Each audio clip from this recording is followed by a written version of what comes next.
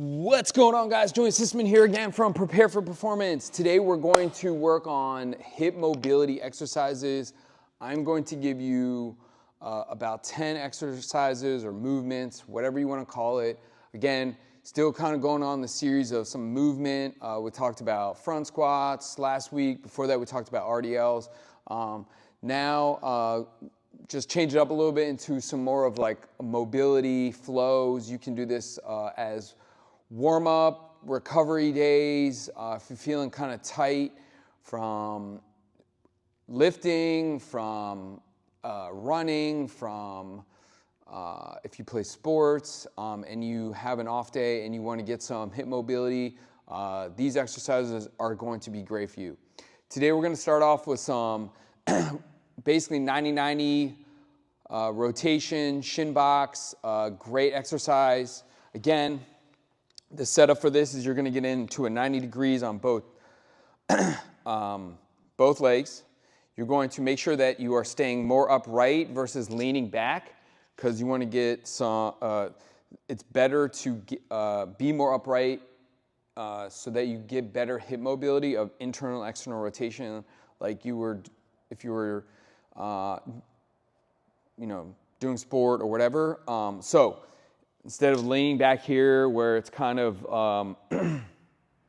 not in a good position, again, a lot of this movement, the upper body really plays a role in the mobility of the hips. So that's why it's super important to keep this here in this position. If you are somebody with super stiff hips, again, maybe leaning back a little bit is fine, but try to live here and you're going to rotate. I like to try to get a squeeze in the glute here as I rotate. I try to keep my shoulders kind of more in a forward position versus trying to rotate with my shoulders. So I stay here and then I rotate back. Again, you're gonna do maybe 5 to 6, maybe 7 reps per side. Again, rotating and getting into this good glute position, pushing down into the ground.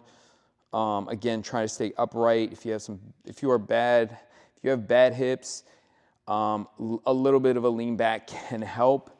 And then over time, you're going to progress where you're going to stay more upright and get in these good positions. All right, the second one, we're going to do basically similar movement as what I did before. Instead of going like all the way down, I'm just gonna do one side and then I come back up, come down, come back up into this, call them hip swivels. Again, really pushing my knee into the ground, squeezing my glute at the end range. Again, these are good for internal rotation. Again, trying to stay upright when you do this. Good to get good internal rotation of the hips, pushing into the ground, squeeze that glute. The next one, you're going to get in a figure 4, like so. You're going to lift this leg up, so get some hip flex, rotate, and then get some hip extension on the back end, squeeze that glute, and then come back forward. Lift, squeeze. Again, look how I'm staying on top of my hips versus leaning back or leaning forward, right? And then I come back, do 4 or 5 or 6 on one side, come over here, lift, shift my arms forward, squeeze my glute, and then I come back. Up, rotate, squeeze, come back. Again, it's really important with that glute that you're squeezing that glute here to get that good hip extension. And then you're gonna get some internal rotation as you come back.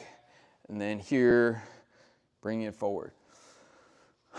This next one, you're going to basically get into this side lying.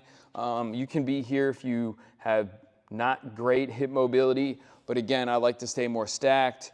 You're going to get into external rotation and then come down, lift, squeeze that glute as much as you can to get some good internal rotation.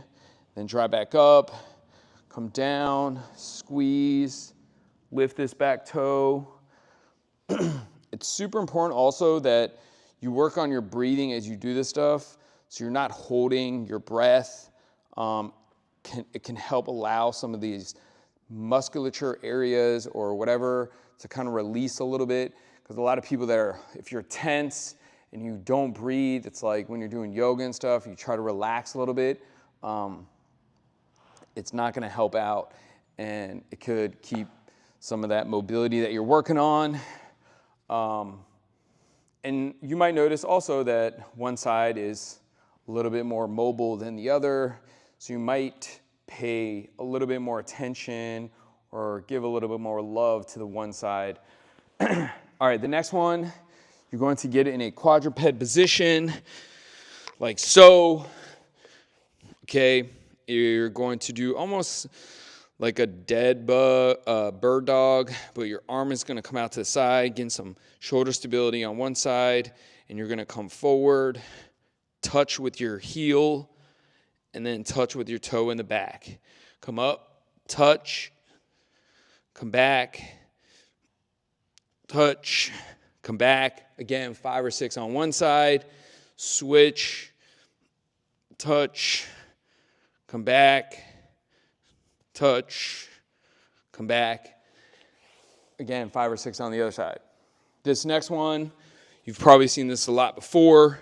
It's a little bit of adductor, so exhaling as you drive into your hip, coming forward, you're going to walk your hands out, squeeze that glute. Inhale, squeeze, and then exhale as you go dive back in. 5 or 6 on one side. Again, when you exhale, trying to get deeper into those positions. It's going to really help you get more mobility and, get some more lengthening in that tissue. Okay? Then the next one, you're going to get into this like half kneeling position where you're going to work on, again, your groin. The last one was groin. It's another a good groin one. You're going to go 12, probably like 1 o'clock, and then maybe like 3 o'clock. Get this. And if you feel tight in a certain area, try to live there for a little bit. Exhale. Maybe come back, go back into it. I like to, when I'm doing this, make sure that I'm squeezing my glute on the opposite hip to kind of relax my hip flexor a little bit, get the glute a little bit more fired. Again, doing, 5 or 6 on one side. And again, I'm probably gonna go through it's probably like 10 exercises or movements. You really don't need to do all 10, like every time you do this sequence or whatever. Just pick a few areas that you feel very tight. If it's your groin, if it's internal, external rotation, maybe when you're doing squats or whatever, you are not getting down deep enough when you're doing squats, so maybe work on some of the ones that I did at the beginning. If you're doing some like lateral movement stuff, you want to get your groin, then maybe stick with some of the later stuff. This next one, pretty simple. It's more of like a strength movement, but still you're going to get some mobility. You're going to lateral squat, sit in, exhale, come back up. Again, sit into it, exhale. You could tell if you have some good ankle mobility when you do this too, is if you start to see that roll of that foot, that might be an indicator of some ankle mobility, not problems, but areas that you might want to work on. I'll provide another video for that as well. Again, 5, 6 reps per side here. And then this last one, you're going to get into a squat position here. You're going to rotate, reach to this guy. I like to push into my knee, get some mobility work on this side and some thoracic. Same thing on the other. It's good to get the thoracic and hips working together because they kind of work together when you're doing sort of anything. So if you have good hip mobility, you have good thoracic mobility, a lot of the things tend to not be as sticky or a little bit more mobile when you're doing anything. But thoracic and hips, I look at it from opposite shoulder, opposite hip. If we got good thoracic mobility, we're gonna have some good, good movement quality for the long term. Again, super important that you get good hip mobility, help you with your squats, deadlifts, lateral squats, all that kind of stuff. And also, it can help you with your sport, just being able to run properly, not feeling stuck, not being able to get good hip extension when you're sprinting and stuff like that. So check out this series. If you have comments, questions, concerns, you can make your comments, questions, or concerns below. I hope this helps. Peace and have a great day.